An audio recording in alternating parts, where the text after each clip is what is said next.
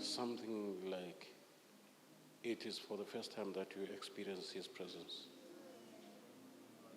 Whenever you come to the house of the Lord, it should be like it's for the first time. It's the first time you experience an encounter with the Most High God. Your coming here is not in vain, Bazalwan. God is counting on your very sacrificial coming to His presence. On the day of prayer, though we pray unceasingly, daily we pray. This evening should be a special night for you. Actually, every day of your life should be special. I say every day of your life with the Lord should be special. Special. Iba nento of high expectation. I wonder ukuthi uNkulunkulu uzobe ephetheni kusasa. I wonder ukuthi uNkulunkulu uzobe ngiphatheleni the day after tomorrow.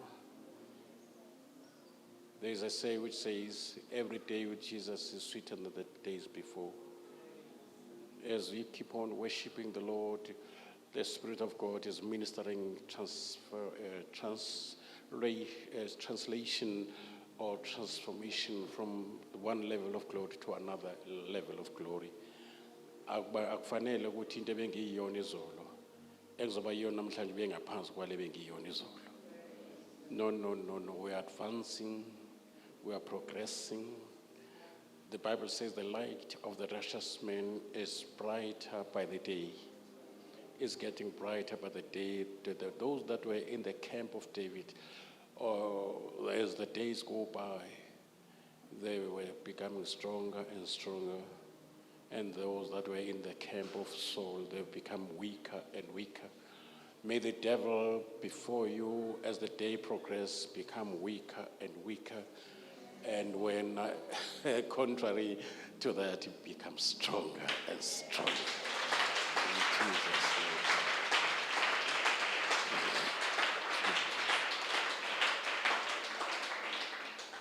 We can be seated in the presence of the Lord, Bazalwane.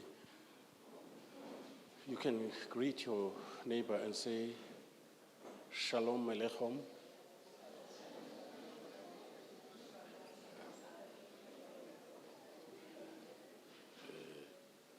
Ubusambuza ukuthi kusho ukuthini lokho.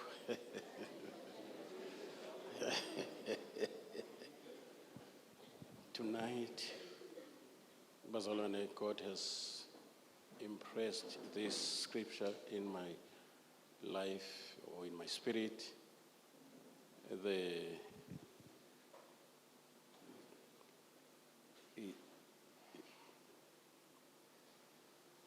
Uyabeka uNkulunkulu umthandazo ka Eliya umprofeti owathandaza uba uNkulunkulu aziprove before many people, because they were double-hearted, double-minded, beyishaya ngapha nangapha. Kwaze kwabonakala ukuthi kufuneka manje ayilungise uEliya lento yokuba babembaxa phakathi koNkulunkulu ababili, false God and the true God, uBaal noNkulunkulu uJehova Sabawothi. Usethi ke koze kube nini imbaxa uma uBaal enguNkulunkulu akukhonzwe yena, kodwa aziprove ukuthi uNkulunkulu omele ukukhonzwa, uyakudeserve. Uma uNkulunkulu lo esimkhonza waseIsrael uJehova uNkulunkulu naye akaziprove. Abezeke abaprofeti bakaBaali, there were almost 850 abaBaali nabaAshera against one prophet. Ziyohlangana entabeni kuyoprova ukuyena uNkulunkulu udemanike niki. Ngifuna namhlanje uphume with that type of prayer esizofunda la uthandazwa uEliya. Ngoba uqhude emanini manje. Uyayizwa nje ngisho noNkulunkulu wethu uyachallengewa uma uNkulunkulu akaziprove. Incwadi kaHabakuk la chapter 2 verse 14 uthi, for the earth will be filled by the knowledge of the Lord, by the knowledge of the glory of the Lord. The earth will be filled by the knowledge of the glory of the Lord. Remember, uNkulunkulu wakhuluma uMama Hlaba, uMoses ekhuleka ethi, show me your glory. He was talking about the beauty of the Lord. But there are other types of the glory, his attributes, his righteousness, his holiness. Guess what? And whatever he contains, and whatever he can do is called the glory. His presence is his glory. Ngesikhathi uNkulunkulu uJesu ezovusa uLazaro, mawufunda chapter 17 laphana, mayethandaza uJesu uthi ngilikhazimulisile igama lakho. Ngenkazimulo onginike yona. Eyizwa lonto? So inkazimulo uJesu ayinikwa kwake yokukhazimulisa igama. Inkazimulo uNkulunkulu ayinika uJesu kwakuyipower yokwenza izinto ezihlula abantu. Ukuze uNkulunkulu adunyiswe ngendodana yakhe. Why clear uJesu ngetask ayizele emhlabeni ukuthi uzokwenzana emhlabeni besides ukuzosindisa thina kodwa uzokhazimulisa uzodumisa igama lakhe. Babuza ukuthi lempumputhi njengoba ingabonje konebani akonanga umuntu awonanga abazali kodwa uNkulunkulu ufuna ukuzidumisa azazise azibonakalise. Mfuna uyazi lonto ukuthi uNkulunkulu uyakwazi uyakuthanda ukwaziwa. Uyakuthanda ukukhazimuliswa. Vele njobe edala the universe edale yonke lento, it is all for the glory of his name. Uyazi masithandaza kuye kuthiwe sithandaza for his name's sake. Uma uNkulunkulu ezosenzela okuhle asiphendule emthandazweni wenzela igama lakhe udumo. Ingakho uyabona mawusenkathazweni ngibize ngaleso sikhathi. Ngibize mawusenkingeni. Hawu nikhona? Mina ngizokukhulula kule nkinga. Wena bese wenze njani? Kusho ukuthi uma ungamnika inkinga yakho uNkulunkulu umncisha udumo lwakhe. uNkulunkulu njoba inkinga zingaka yena bona opportunity yodumo. Yabona manje nganginika lezi inkinga bese ngiyamsolvela uzobe sengidumisa. Nkosi yami. Ake sithandaze lunye uhlobo as from tonight onwards sithandazela udumo likaNkulunkulu. Sithandazela uNkulunkulu ngisho ezokunika imoto dumisa uNkulunkulu ngalowo moto. Maphathi ithi Nkosi mase ngibigibela abantu bayikubona udumo lwakho bathi umuhle. Baze bathi uNkulunkulu kaMadlamini ngoba bambona uzazisile kubo. The earth will be filled by the knowledge of his glory. Aw lo community ifamily ufuneka igcwale ukumazi uNkulunkulu wakho. Hayibo Nkosi yami bangadluli nje bangamdlule endlele nje uNkulunkulu ngathi aka exist. Mveze mkhazimulise funa inkinga ezibabambile bese uthi owami uNkulunkulu unamandla ebese demonstrate phambi kwabo bese beyamdumisa. Hallelujah. Ufuna standards lo mthandazo waye wasesontweni. No.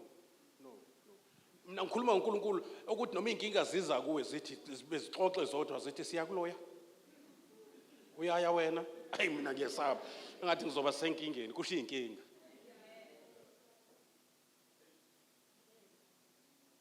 Especially uma ngabe ungumntwana kaNkulunkulu usindisiwe bese ehlelwa isehlo. Kube khona nje inkinga ezokwehlela. Hayi idlule kuyena ngophela awusaphilongi kuwena.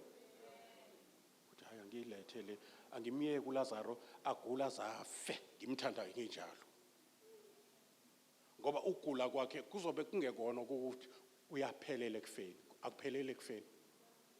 Lokhu kugula olunye uhlobo lokugula ngoba kugula engimthandayo. Hayi, amalizwa ngempela.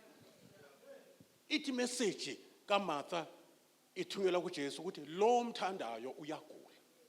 Zikhona into ezehlela ezikwehlela uNkulunkulu ekuthanda. Kodwa ekugcineni kwazehla ngoba uNkulunkulu ufuna ukudemonstrate udumo lwakhe.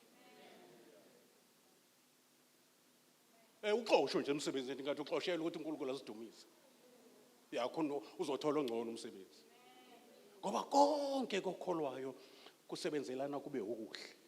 Ngisho bengakufaka emgodini, bakufaka emgodini ngoba kuseplanning kaNkulunkulu. Your destiny is via emgodini. And umgodi is not your destiny, it's a passage.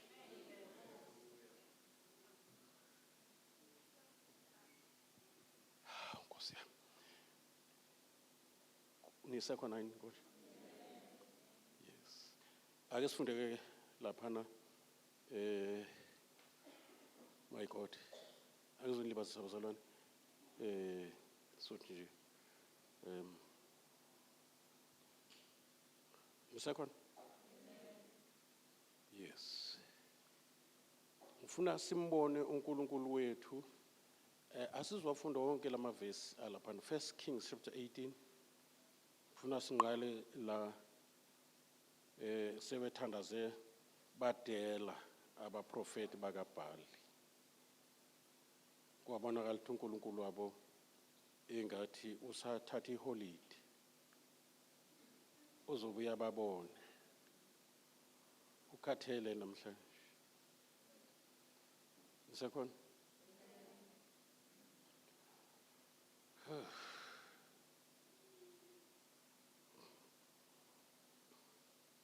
So ekuhlanganeni ke isihloko sakhona sithi the prophets of Baal defeated. Angizungena kuyo yonke lonto. Kodwa ke kwaqala bona bathandaza. Angithi bazalwane? Kwaqala bona benze njani? Bethandaza uNkulunkulu wabo. Kwathuleka uNkulunkulu akangaba wabo akangaba namandla. Okubaphendula. Hayi ngoba akabaphenduli, ujwayele ukubaphendula uNkulunkulu wabo. Anikwazi lokho? Niyakwazi? Ungacabanga ukuthi abantu mabekhonza izinto abayikhonzayo azibasebenzeli. Siyabasebenzela. Ngisho inyoka leyayifuyile ayinika iyogurt nelokhuzane. Ayiphakela yona, yabo, nemfene yakhe. Iyamsebenzela. Yabo? But manje baxakiwe sathandaza kangaka laze lashona ilanga baze bayisika ngamatshe ethula uNkulunkulu wabo. Uzonyakaza kanjani kukhona uNkulunkulu kaEliya? Ngoba inkunzi ezimbili phela zikwazi ukukhonya esibayeni esisodwa. Sekufuneka kube khona inkunzi malanga la. His mere presence yenza ukuthi bathandaze engathi uNkulunkulu wabo akekho. Kanti upanwe ubukho bukaNkulunkulu kaEliya. Ngithi uNkulunkulu wakho angenza ukuthi nabathakathi bathi bayenza into abayenza against you kuba ngathi abenzi lutho. Everything iarrestwe ipresence kaNkulunkulu wakho. Baze bathi uyathakatha ngoba izinto zabo zingasebenzi. Usekhona la endlini? Nginike umphako nje sesihamba segoli bazalwane. Sengithi ke anginike nje umphako okunivalelisa. Nisale noNkulunkulu ozikhazimulisayo. Nisale noNkulunkulu ozipruvayo. We have got many phrases, especially in the Old Testament, lapho ethi uNkulunkulu kubantwana baIsrael, so that you may know that I'm God. Aphinde akhulume nangezizwe, so that they may know ukuthi mina nginguNkulunkulu ophilayo. Ngizokwenza lokho ukuze kwazeke ukuthi mina nginguNkulunkulu ophilayo. That is why ekhuluma lapha chapter 6 Exodus nalapha chapter 7 na chapter 14. Lapha chapter 14 uthi ngizoyenza bukhuni inhliziyo, if I'm not mistaken. Uthi ngizoyenza bukhuni inhliziyo kaFaro ngoba ngifuna ukuzikhazimulisa ngaye.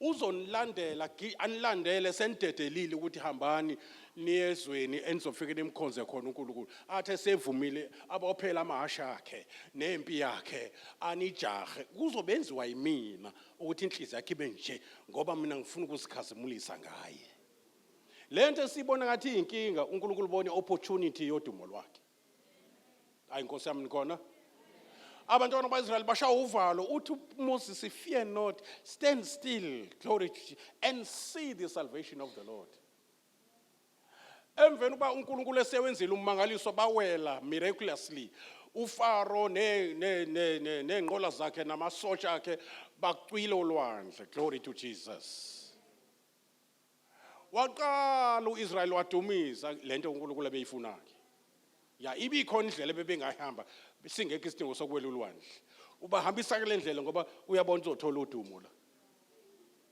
mvumela uNkulunkulu sometimes ahambise endleleni othi mawuyibheka uthi hayibo sizodlula kanjani la udlule kodwa ngoba uzothi masubheka le uthi akekho umunye bengangidlulisa la uJehova kuphela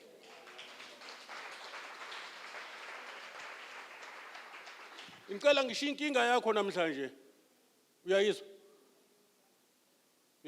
bamndebele ungayibuki njengabantu inkinga yakho no yithi mawubheka inkinga uthi awunalo udumo likaNkulunkulu uza madoda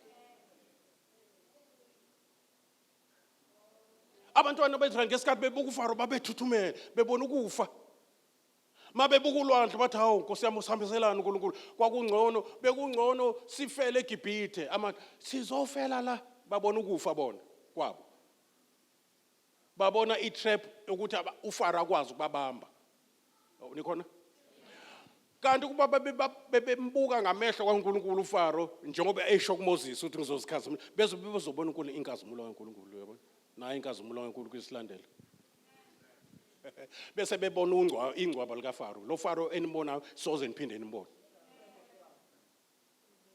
manje uNkulunkulu akasinika amehlo akhe singayibuki inkinga ngendlela izwe lisibuka elibuka ngazo inkinga that is why kufanele kungabazonda abantu aba-orchestrate indaba ukuthi xoshwe emsebenzini ngeke uNkulunkulu avume wehlelwe noma yini ngoba useyena owakho even uSathane sekuthiwa akathinta uJobe uthi mthinte nje enyameni kodwa ungafiki emphefumulweni uyabona uyalimiteka uSathane akenzi noma kanjani kuthini wenza ngokwemvume kaNkulunkulu glory to Jesus and imvume kaNkulunkulu ihambisana nokuthi uzodumiseka yini uNkulunkulu mayifika lenkinga abezwanga niyezwa hey niyezwa lezi ngane zidli kunga mase zidla sewusindisiwe sekudumo likaNkulunkulu ngoba ngesikhathi eyekisa sebehlule oAA bephuma bengena ebese ethi yabona ke le ebantwini ayenzeki kodwa kimi akukho ngenzeke ya ngizozidumisa mntanami wena bheka mina ngizobheka inkinga thatha lenkinga uyinike mina ngibize ngosuku lenhlupheko lokuhlushwa ingane mina ngizokukhulula wena ubusuke ngidumisa ungidumiselana ngoba ngenze into ehlula abantu ngayenza ngoba ngijova igama lami ngifuna ungazi namhlanje uNkulunkulu wayengafuni ukwaziwa izizwe kuphela wayefuna ukwaziwa isizwe sakhe futhi ngithi wayengafuni ukwenza njani no akufuneki uNkulunkulu aziwe abantu abangaphandle ungamazi wena futhi ngeke bakwazi ukumazi ungaqalanga ukumazi and ngeke uqede ukumazi glory to Jesus funeka ukukhule kumazini ngimazi yena namandla okuvuka kwakhe ngizobona apha amandla okuvuka kwakhe nazi inkinga zami zingibhekile awaveleke amandla okuvuka kwakhe ngoba uNkulunkulu ngeke avusa uJesu kwabafileyo which is the greatest miracle in the universe ebesehlulwa ukusindisa ingane yakho ngeke adalise nomhlaba njengoba uDavid esho uthi usizo lami vela kuJehova owenzile izulu nomhlaba ulidalelani izulu nomhlaba uzolenzani lezi ingane enze ngaka ezani chapter 19 Psalms ezokuba uNkulunkulu adumiseke ukuze noma usobuka izinkanyezi njengoDavid ku chapter 8 Psalms chapter 8 mangibuka izinkanyezi zakho imisebenzi yezandla zakho ube yini umuntu ngoba ngesikhathi ngibuka lezi zinto ngithi ubani owenza lento ubani owenza lezi zinkanyezi ngina kuba Ubani owenza umhlaba wenza ube nobusuku nemini ube nehlobo nobusika? Ubani wenza lezo zinto? Lo mhlaba una 8 billion passengers. Isky yishoni spaceship lesi esihamba singena nje ipilot yakho izwi kaNkulunkulu qa ipilot yabo spaceship esina 8 billion passengers umhlaba ugijima thousands of kilometers per hour kodwa awuzwakala ngoba uNkulunkulu ufuna ukuzidumisa.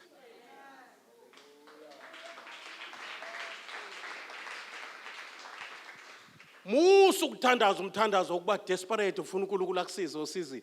Thandaza umthandazo wokuthi uNkulunkulu adunyiswe enkingeni zakho. Nkosi, ngifuna abakwazi la ekhaya ngathi abakwazi. Sengishumayelile kaningi, ngicela ukudlula ekushumayela sebengizwile, sekufanele bayiboneke manje lethe kade ngikatshelayo. Ya, uJesu uzakhazimulise igama likayise. Lithi iBhayibheli abantu babezwa kusho ukuthi wayishumayela. Bebona kusho ukuthi lento ayishumayelayo babeyibona nganamehlo. Kwaba indlela adumiseka ngayo. Uyazi ngofika nje umuntu eyikhonzela ngixolela. Oyekhonzela mhlamba amadlozi. Ethi nje indaba kaJesu umluku. Ebese ethi umoya ingcwele uyabona bayagulela. Sebehambe izinyanga phela imali. Cela uthi sengize noNkulunkulu wami angamsindisa lo muntu. Ngikhuluma nani? Angeze njani? Angamsindisa lo muntu. Kwesikhathi uthi kumthandazela umuntu ongazange avume Jesu. Ngiyakutshela nje. Akubona bonke ababesindisiwe uJesu ayibaphilisa. Wayengababuza ukuthi usindisiwe yini? No. Yabo? Nkosi ngiyakwazi wena uyaluthanda udumo, uyathanda ukwaziwa. Njenge agent of your glory. Baba, usemthanaza mhlawumbe uzile ngisho 3 days. Kulele yakhaba kufuna ukukubona. Mhlawumbe usindisiwe wedwa emndenini. Abayifuni lento yakho. Nkosi, ngicela uzibonakalise kulabo abantu abakwazi, waziwa yimina kuphela. Noma sengikhuluma akwanele ukuthi bayizwe, bafuna ukuyibona lento engisho. Ngicela ukubuza ke. Bese ngiyafika noNkulunkulu wami ophilayo. Ngimthandazele sedla ngamapipe. Afuna ukudla same time asukuma kamenkani emengenyawo kade sebanjwa. Basazoqhubeka bathi ayikho lento. Ngoba sekugcwala kumazi la endlini. Akade bengamazi. Sinikwe lo task kulomthandazo namhlanje. Sinikwe lo task ukuthi yaziwa Jehova ngami. Yaziwa Nkosi. Sengikhulume kakhulu ingene ngendlebe sekufanele ingene nangamehlo. uPetro washumayela kwasinswa 3000 ngoba kwangena la endlebeni. Waphinde wasungisa isishosha kwasinswa 5000 amadododwa. Ngoba into engena ngamehlo inamandla okuconvince inhliziyo zabantu.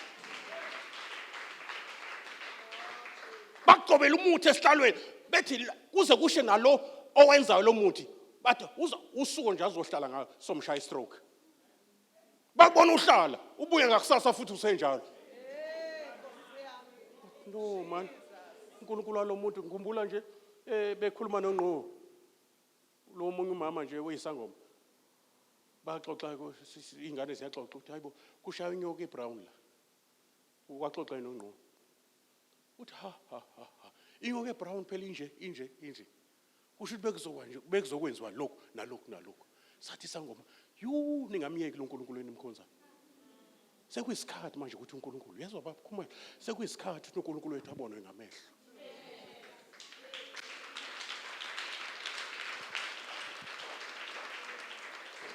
Uzubheke make bambona ngamehlo uzobungena nohide labantu bebona uNkulunkulu wakho sebeyobona ukuthi uyithola lapha lento. Kuzophela indawo ukukhonzela la. Yiyo lento eyenza uJesu alandelwe isixuku babezwa bebona izinto uNkulunkulu azenzayo. Awuni khona abazalwane? Kwasinswa indoda eneslephero emveni kwalokho kwalethwa inqwaba yabantu. Ngoba sebezwe ukuthi hayibo ukuphila kungala. Sihleli nakho nje basihleli nje, sihleli nenkazimulo kaNkulunkulu. Hawu nikhona abazalwane? Ngikhumbula iSlanda nabantwana bengena namanje indawo ukukhonzela. Ngicabanga kuleya ndawo yamthathu 9,000 to 10,000. Abantu abaningi babesindiswa, abantu abasha bafunda isikole, beshumayela kuphila abantu beze kusuka abazali akade bengayiboni lento egejimisa ingane ziyokhonza ebusuku kusuka abazali bathi sizobona lento eyenza abantwana bethu benze lemihlola engaka uma ingane ivukwa amadimoni esikoleni bakhwela phezukwayo nikhona abazalwane mayihayisa nje bathi ngegama lika Jesu liphuma idimoni ngisho ungafuni umthandazo kuzothandazwa ngenkani kuleso sikole hayibo ngoba akusizi nokuthi ishaye itoyitoyi nje kuphela kufanele siyishaye ngokuthi uNkulunkulu azikhazimulise abezwanga namhlanje ya yabo isitha sakho sigulelwe sithole sesima sephambi kwakho sithi ungithandaza semntaka baba uyazi ngiyagulelwa uthi ngenhliziyo how out of all people yena pho ukhona la endlini uzobe sekutolikela kumoya ingcwele ukuthi shesha ke that's my opportunity hamba ufike umbeke izandla ungabe sabuza ukuthi ube njani beyisitha sakho uma indlela zakho zingithokozisa ngizokwenza nezitha zakho ziba abahlobo kuwena obana bathi namhlanje ngibamba ianointing kaEliya ayasifunde asifunde glory to Jesus sebethandazile ke kajuluka kwamanzi laze lashona ilanga bethandaza all right verse 30 bakhumalo 1 Kings chapter 18 verse 30 ngisheshisele ngoba isikhathi sami sesimbishile esengikhuluma kakhulu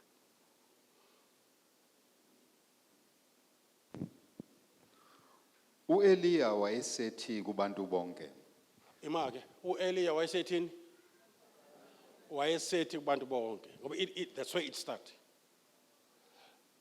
there's something uEliya zoyisho kodwa akayisho privately uyisho ezidlangalaleni ngoba mawuzokwenza demonstration noma ngabe yange noma wenze advert noma wenze presentation kufanele kuyenze kugcwele nikhona abazalwane now uEliya manje sekuyitheme yakhe ukuthi a demonstrate ngoNkulunkulu wakhe amprove uNkulunkulu wakhe nanguNkulunkulu ofuneka ekhonziwe yekanda bakaBhali nanguNkulunkulu ophilayo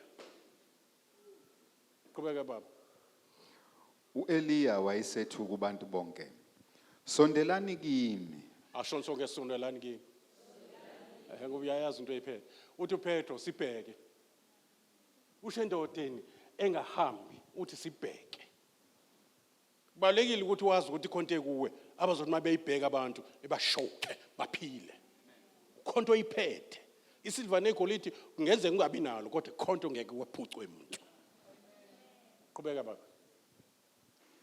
bonke abantu basondela kuye asho sonke bonke abantu basondela isizwe lesi bonke abantu basondela qhubeka yes wayeselungisa ialtare likaJehova elalidiliziwe wayeselungisa ialtare likaJehova elalinjani bazalwane very important lo ndawo ayikho into ebaluleke njenge-altare ekhaya lakho asho ayikho into ebaluleke njenge-altare ekhaya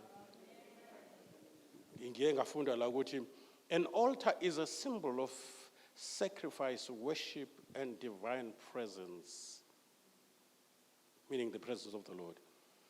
It represents a sacred place where humans connect with the divine through offering, prayers, but here some rituals because we general in definition. In various religions and cultures, it symbolizes devotion, consecration, and communion with the higher power. That's an altar. Kwezwala makwaguqa nje la uguqe khona iyashintsha leyo ndawo ibe altar. Noma lethu umnikelo iyoshintsha leyo ndawo ibe altar likaJehova. Malibonke igama lenkosi. Na uvusa ialtar kufuneke sibe nealtar, sibe nendawo la sihlana khona. Mayethi nje uJesu ngene ekameleni uvale, uNkulunkulu osekusithekeni uzovuza ebuhleni. Kusho le ndawo ongena kuyo secretly it's an altar. Kuyazwakala bazalwane. Yeah. So umkhosi kaThixo la urepair ialtar ebesiyonakele besibhidliziwe. Kuyenzeka ubhidlizela. Isikhathi sokurepair ialtar le. Mangabe engathi liyehla izinga lokuthandaza bujwayele ukuvuka ngo-3 uthandaza awusakwenzi manje. Let's go and repair that altar ngoba sizokwazi umprove uNkulunkulu wethu ukuthi umkhulu kunobhali singenalo i-altar. Ngithi kuwe asizokwazi ukumprove uNkulunkulu ukuthi ungaphezulu kwa wonke labo uNkulunkulu abakhonzwa la eminyango. Yabona? Yeah. Abanye bahlanza imali bayinyoka, abanye bakhipha imali, abanye njalo ba mama maid, queen of the courts, those types of gods. uNkulunkulu wakho umkhulu kunabo bonke abasezweni. Kodwa ngeke iprove ke lonto ungenali i-altar. Ungena indawo ukuhlangana noNkulunkulu.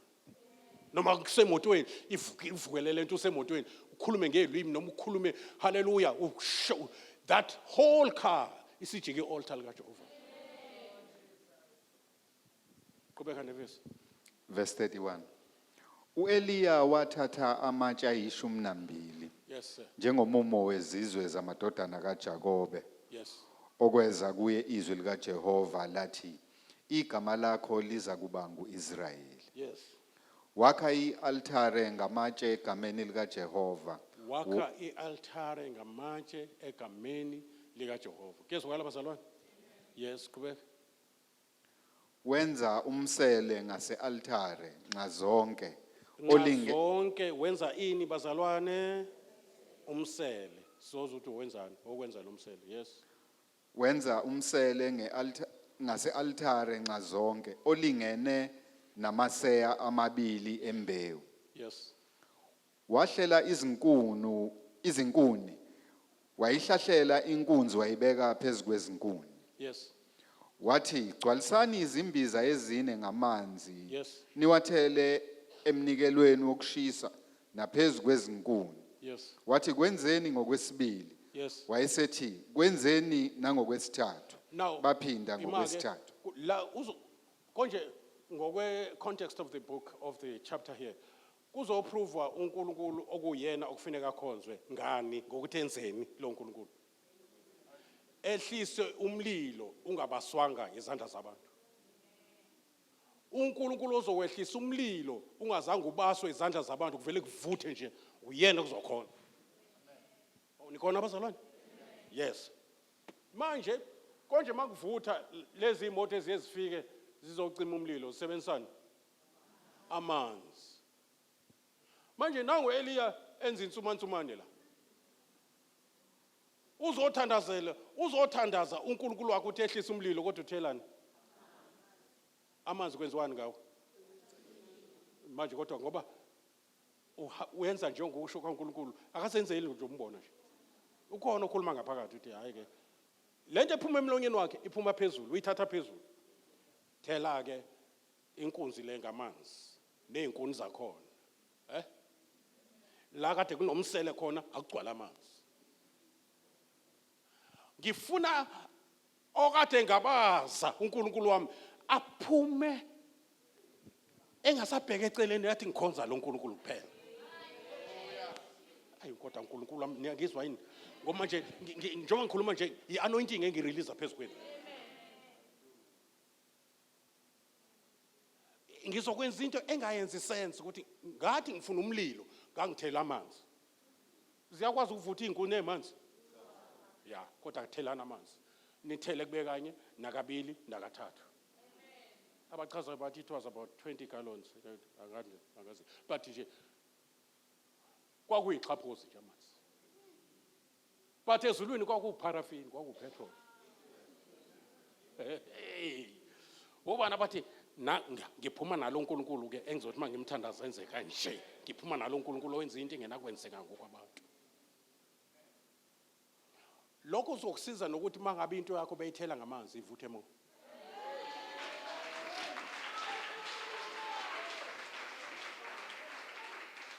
Abantu bakhuluma izinkulumo zokwehlisa singathini ngabantu osindisiwe uvule vuthe mo.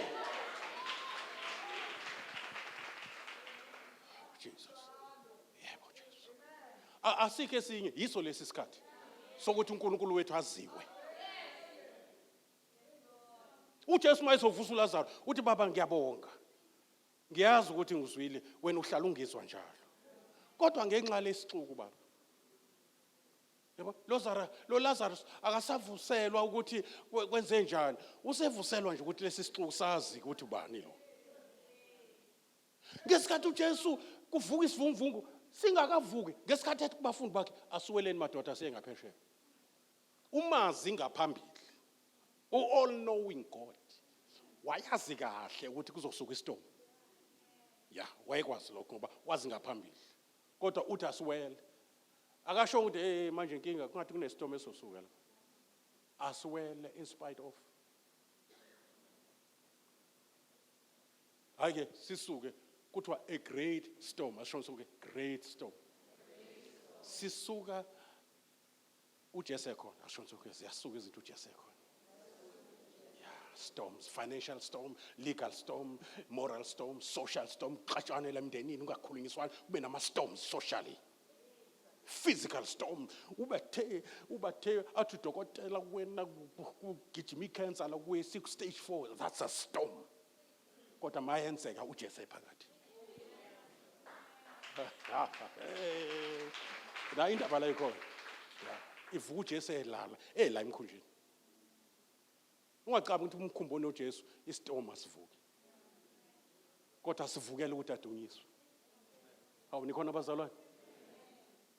Ake sivuke istorm kuthiwa amanzi angena emkhunjini. UJesu ulele njalo. It's a sign of peace. Edalwa I trust in the word of his Father out of his mouth. Uthe uNkulunkulu asiwele sengaphashe akasho sofa. So asithi akayithatha ilanguage yestorm, thatha ilanguage yokuthi uNkulunkulu utheni. So ingakhelala during the storm. That is the type of peace which passes all understanding. How can you be so peaceful? It's Tomsinj. It's because I know my God is in control. I go say, obana basobana lo faith yokurelax baphumule babe at peace during the storm.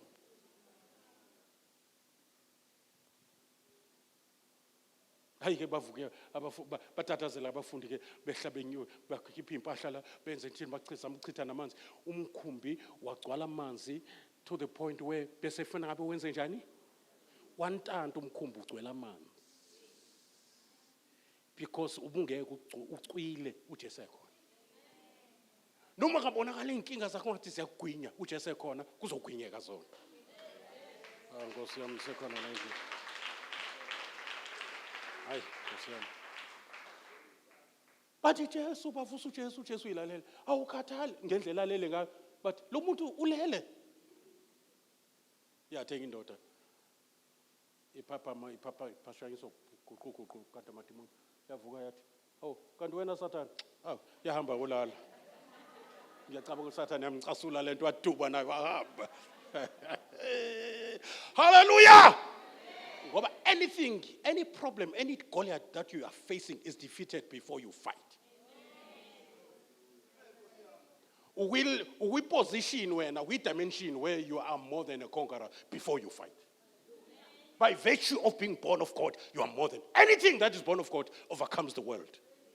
You are an overcomer before you fight. From only virtue that you are born of God, then you are an overcomer. Ekuzala ngoJesu who overcomes the world. Yes. Yes. Nginciphisa njalo lezi inkinga kade sezigcwele sezingaka. Ziyashrinka phambi kwamehlo wakho njengamanzi. Ngiyazisqueeze manje. Ngifuna sihluleke nawe ukuphefumula. Yeah, yes. Ngegama likaJesu.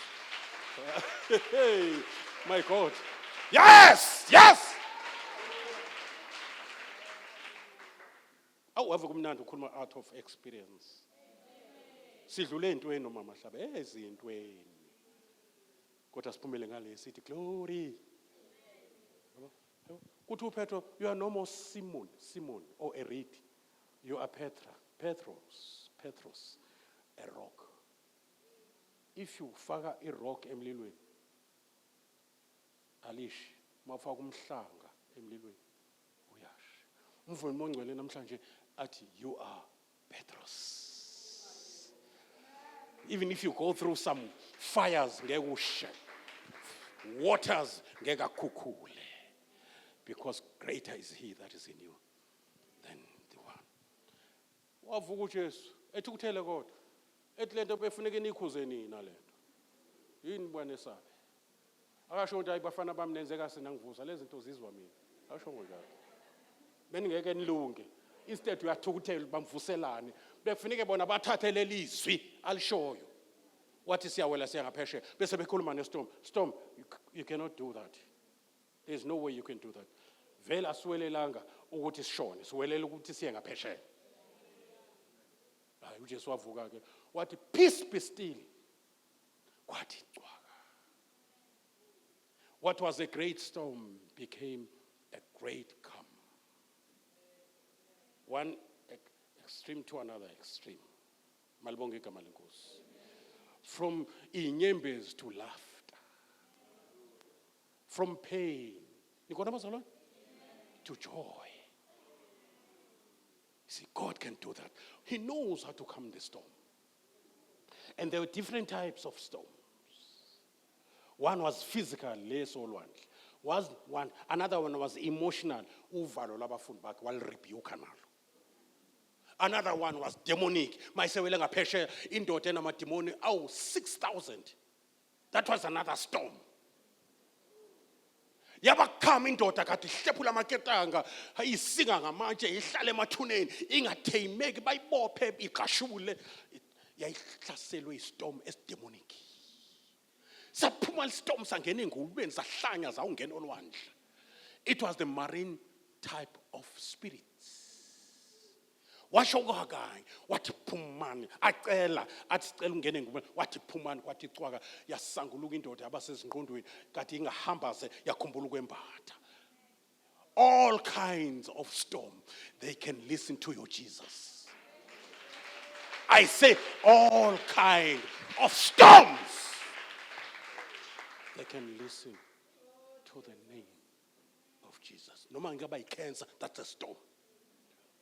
Only the voice of Jesus can, hallelujah, can be obeyed by that storm. You in the name of Jesus, you storm of cancer, be quiet, go. Leave this body, which is the temple of the Holy Spirit. Whenever you say a thing, it must be according to the oracles of God, according to what God has said.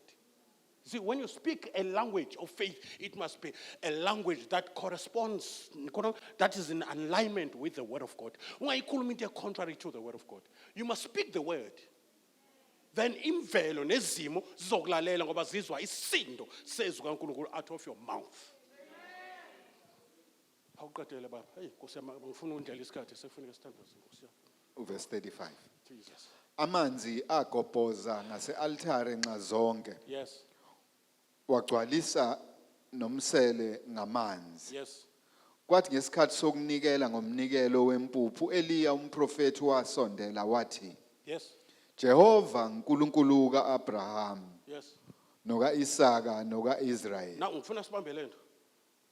Yalizwe legama Jehova. Kuningi okulencwadi kodwa manje nje ngiyakweqa okuningi bazalwane. Even nesikari samanzi siyakhuluma. Namatshe nezinkuni nenkunzi namanzi. These are types of situations zonke zidliwa umlilo. Uzoyizwa indaba. Uzohlangana nesimo esamanzi. Umlilo ongathi uyahluleka kusona. Ngoba umlilo ucinywa amanzi. Kodwa this time sibona amanzi ecinywa umlilo. Kunesimo esamatshe. Kube nesimo esiyinyama esumnikelo. Kube nesimo esiyinkuni. Athi Sathane ayazishila inkuni ngoba ziyasha, kodwa ngeke kwashisa manje. Kodwa lo mlilo wehlayo akusali lutho mawusufikile. Hayi sizozwa la. Noma usanaluphi uhlobo lesimo umlilo uyahla. Sengisho umlilo kaJehova mina. Sengisho uJehova uphendula ngomlilo. Qhubeka. Jehova uNkulunkulu kaAbraham noka Isaka noka Israel. Na ulalela ke njoba uNkulunkulu engowakho nje nezingane zakho kufanele zingene. Nezingane zengane zakho kufanele zingene. Because uthandaza a generational God. Angabe uNkulunkulu wakho wedwa phelele kwena iphutha. Mvumele njoba uAbraham abe uNkulunkulu kaJakob kaIsaac aphinda abe uNkulunkulu kaJakob. I mean yes kaJakob. Abazukulu bakho mabakhale ngoNkulunkulu wakho. Kube uNkulunkulu generational kuze kufika kubazukulu. ngiyarelease lo favor phezu kwani right now.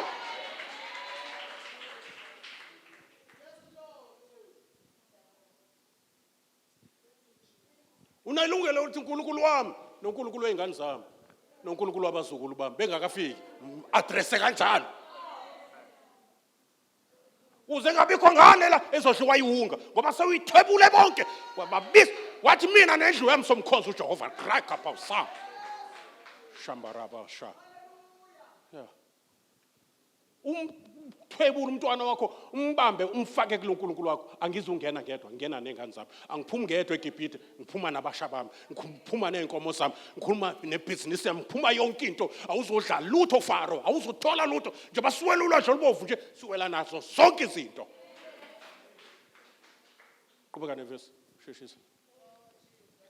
Makwazeke namuhla ukuthi wena unguNkulunkulu kwaIsrayeli. Wo. Kuthiwani?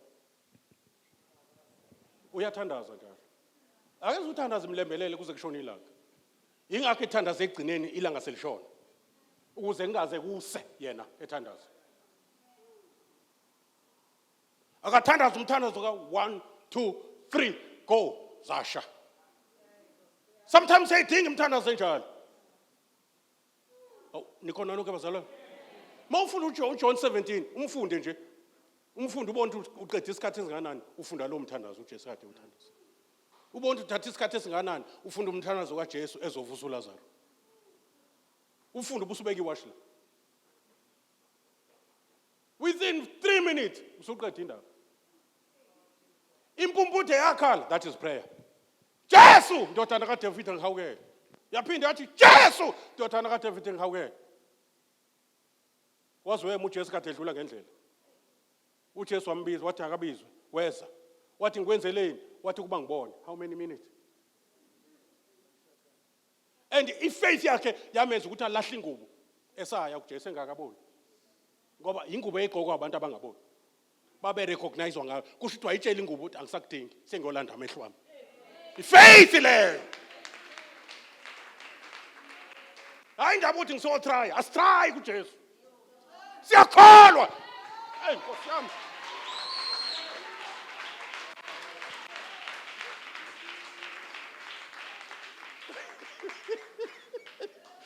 but wayiqala ke lo marathon yakhe useqalile glory to Jesus ngenziwa isizimba sangikhonde ngizwa izulu likhulelwe into zethu izulu likhulelwe sokuyingenza ukubeletha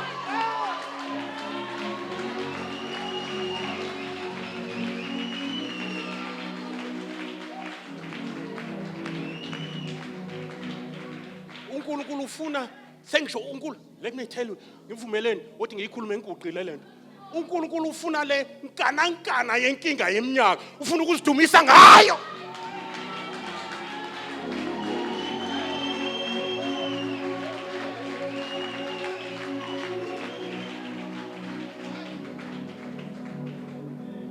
sengisho le nkinga emafindo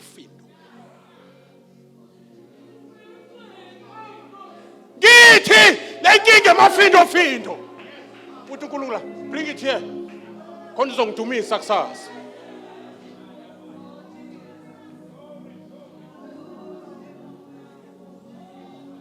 nama ngisikhulumeli bazalwane ikhonto engiphushayo ngiphushwa isizini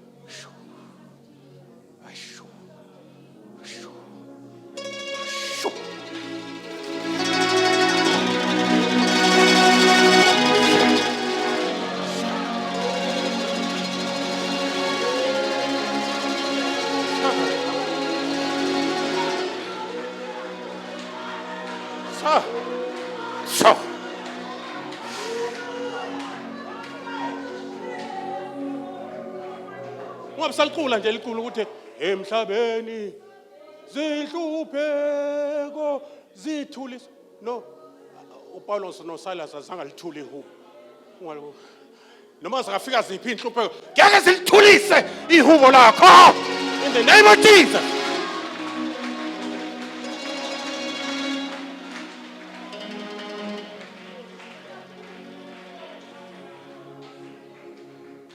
awufunda uqedele mkhosi kahle imani kanjalo ngabe senyaka imanje kanje sengizonikela amahla masiko.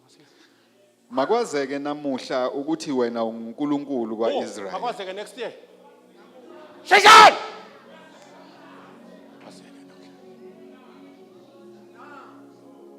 Ngicela wenze nje. Sign ngathi yabo sign by faith kodwa yenza kanje. Ubusushaya isigxivizo. Ukuthi lento is confirmed la emhlabeni.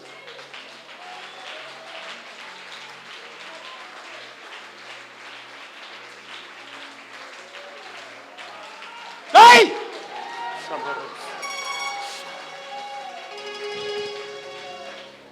Now, listen very carefully. Elia is not begging God. In fact, he's commanding him. According to the book of Isaiah, concerning the works of my hand, you, Israel, command ye me. Oh, hallelujah to Jesus. Yes. Yes. Nokuthi mina ngiyinceku yakho. Awuqale phansi makwazeke namhlanje. Makwazeke namuhla ukuthi wena uNkulunkulu kwaIsrael. Akuvuma abantu kuvuma izizwe.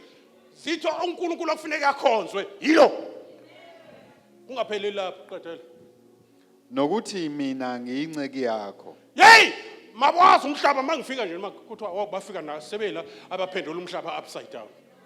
Yeah, makagcini kwazi uNkulunkulu akwazi nama ngaziwe ngoNkulunkulu wami. Ngithi makaziwe uNkulunkulu wami. Noma ngene emsini umuntu behluphekile bathi ha uyalunga lento wasibangena umprofeti. Mntanami wenza kahle wafika zalunga izinto ngoba kwasiwa wena wedwa akwasiwa Jehova kuphela nawe uyaziwa ngoJehova wakho. Ngoba neBhayibheli lithi iBhayibheli mabasazi uthi ngabaphathi beimfihlakalo.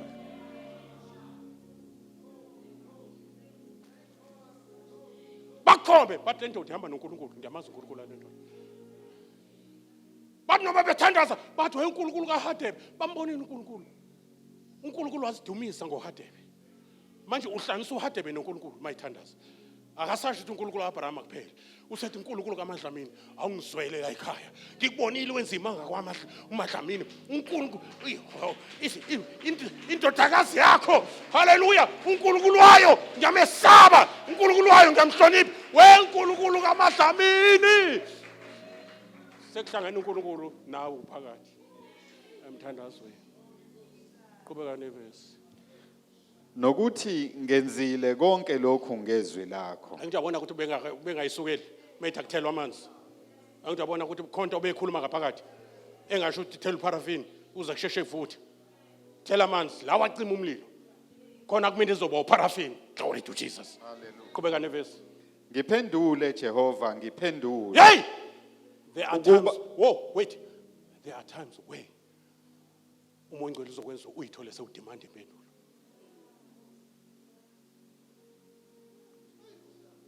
Yamoto uphinda kuze kube kabili. Akusona isono ukuthandaza kanje. Tshela makhelwane, hawu kanti akusona isono uma uthi inkosi ngiphendule Jehova ngiphendule. Oh yes. Oh. Hayi. Washo wagcizelela, akashongo kanye, washo kabili. Ngiphendule Jehova ngiphendule. Asho sonke ngiphendule Jehova ngiphendule. Asho sonke ngiphendule Jehova ngiphendule. Sonke siphendule Jehova ngiphendule. Uthi ngibize ngikuphendule, ngikubonisa into ezinkulu ezifihlakele ongazazi. Ngesikhathi uthi ngiphendule udemanda khona impela uNkulunkulu ophendulayo. Jesus Christ. Yes sir. Ngiphendule Jehova ngiphendule ukuba laba bantu bazi ukuthi wena Jehova uNkulunkulu nokuthi wait. Yes. Uswile. Angathi abakamazi kahle omakhelwane bakho. Basambona njengoJesu omlungu. Basathi nje uyeka abantu bakini obaziyo uyokhonza uJesu ngamazi. Ongazange umbone. Wawumbona phi yana lawo Jesu? Bazomazi ke namhlanje. Ubu amen mangikhuluma lento. Ngithi kuwe I decree and I declare and God will establish what I'm saying to you.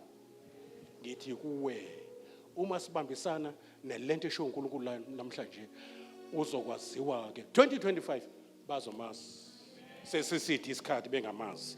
Emsebenzini bazomazi, ekhaya bazomazi. Anywhere ngisho emakhaya la kukhonza khona amadlozi uzofika noNkulunkulu wakho. Unelungelo lokumuntu bafuna ukuhlabela imbuzi ngenkani, uthandaze ngasese, ungathandazi obala. Uthi inkosi iqumbise iqhume ife. Khona umntwana wathandazela lokho engafuni ukuthi ahlatshelwe imbuzi, kodwa manje bethi mawusaphilo ngala ekhaya udla la ekhaya uzokwenza umthetho wala ekhaya. Wathi ngiphendule Jehova ngiphendule. Awu ngiphendule Jehova ngifuni lento. Nawe awuyifuni kwa wena ngoba uthe ohlaba imbuzi ethi uhlabe lapha phansi wena umbone ehlaba inja. Incwadi kaIsaya isho njalo. Ungavumi inkosi, ungavumi nami. Angiyifuni lento ayileli igazi ngoba sekunegazi lika Jesu.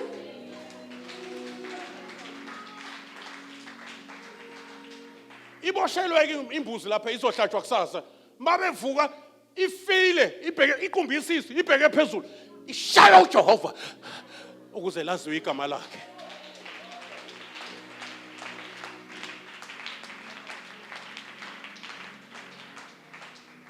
Mina ngithi nabantu abazothatha into yakho.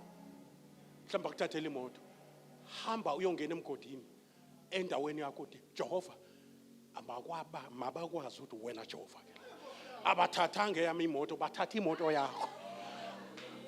Ngiyakutshela, bayobuya betatazela. Kama mabekufonela bakufonela bathi hayi kudala sithatha imoto sithe sithi sithathane sathi siyangena sezwa sisha kwathika yonke into la endlini. Kwashe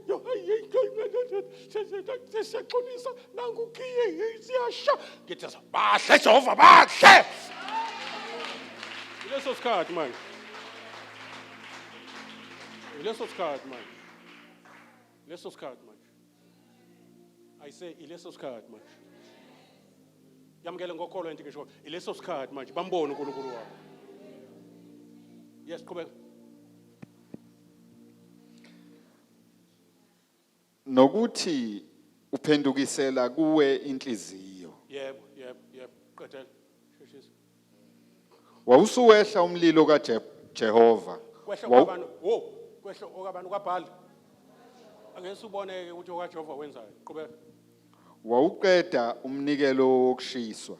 Waqeda umnikelo uqala. Yes. Nezinkuni. Wadla nezinkuni. Namatshe. Wadla nani? Adleka namatshe omlilo Nkosi yami. Kodwa kaJehova umlilo udla Yeah. Qhubeka nevesi. Nothuli. Nothuli. Kusho ukuthi nenhlabathi ngesikhathi kumbe umsele lenhlabathi ibimbe ibeke eceleni yahleka nayo ngoba seduze kwelokhuzana yayo. Yes, qhubeka. Wakhotha namanzi asemseleni. Yawakhotha wonke lawo manzi. Ngoba umlilo kaJehova, uJehova ukuphendula ngomlilo. uJehova ungumlilo oqothulayo. Amen. Qothula Jehova, qothula. Isho. Hey, I say, ithi qothula Jehova, qothula. Qothula umlilo kaJehova, qothula. Hey, inkinga sezithi manje lazikho nje hawo.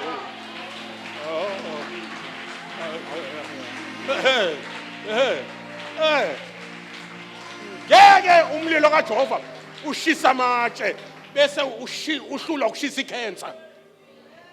Ngeke umlilo kaJehova ushisa amatshe ushise namanzi bese uhlula ukushisa high blood pressure.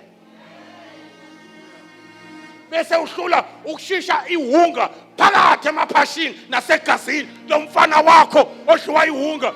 Njoba kade ihunga idla yena manje izodliwa umlilo kaJehova. Glory to Jesus.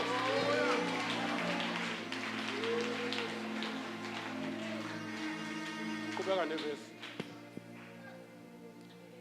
Abantu bonke sebekubonile lokho bawa kubo pha. Wait. Ngesikhathi esathandaza bayamuzwa. Ngesikhathi uJehova sephendula bayabona. Ngoba ubabize bonke abantu ukuthi mase eqala ethandaza athandaze belale. Kodwa they are not moving. They are still waiting for something. Kuthi leta ayithandazayo uNkulunkulu wakhe uyayizwa yini. Noma kusaqhubeka lento yababhali yabaprofeti bakaBhali abathandaza kushona ilanga kodwa nothing is happening. Phansi ngomthandazo wabaprofeti bakaBhali phansi. phansi ngomthandazo wokusonta wasesontweni phansi phezulu ngomthandazo kaElisha ethandaza kuJehova ophendula ngomlilo phezulu.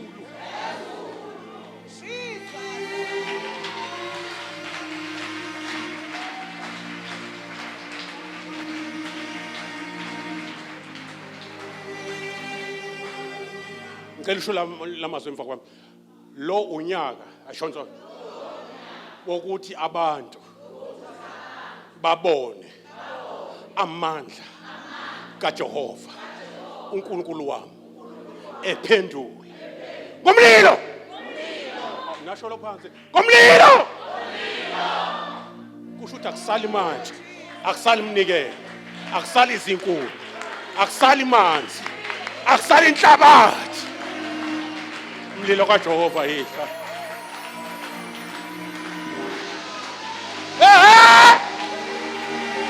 Umlilo kaJehova yihla.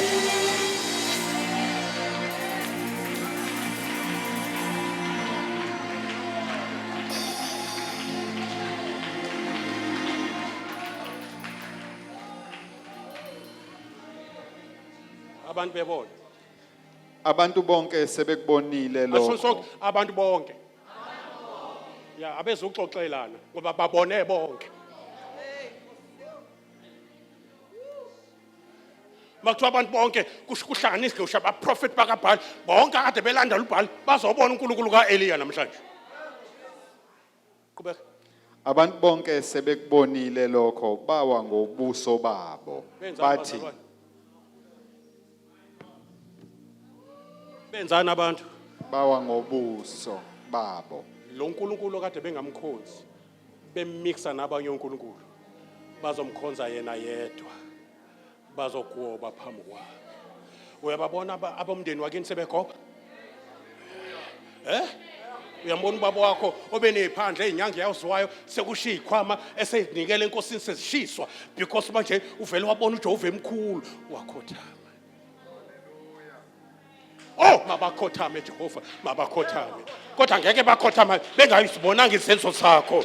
Ngeke bayibone singazange sithandaze. Ngeke sithandaze lingafukile ialtar. Akuvuka ama-altar madoda. Qhubeka. Bathi uJehova nguye onguNkulunkulu. Hey! uJehova nguye Bathi onguNkulunkulu. uJehova nguye uNkulunkulu. uJehova nguye uNkulunkulu. Let me prophesy over your life. Laba banenkani bangafuni ukusindiswa bazovuma kusasa. Bazovuma bathi uJehova wakho uyena uNkulunkulu. Hallelujah to Jesus. Hallelujah to Jesus. Namhlanje siyabhabhatiswa ngohlobo lomthandazo olehlisa umlilo kaJehova. Ngohlobo lomthandazo olwenza uJehova aziwe endaweni. Ukuthi uJehova wakho nguyena ufanele ukukhonzwa. Bazobalahla bonke eceleni abanye uNkulunkulu bakhonza uNkulunkulu wakho. Receive in the name of Jesus.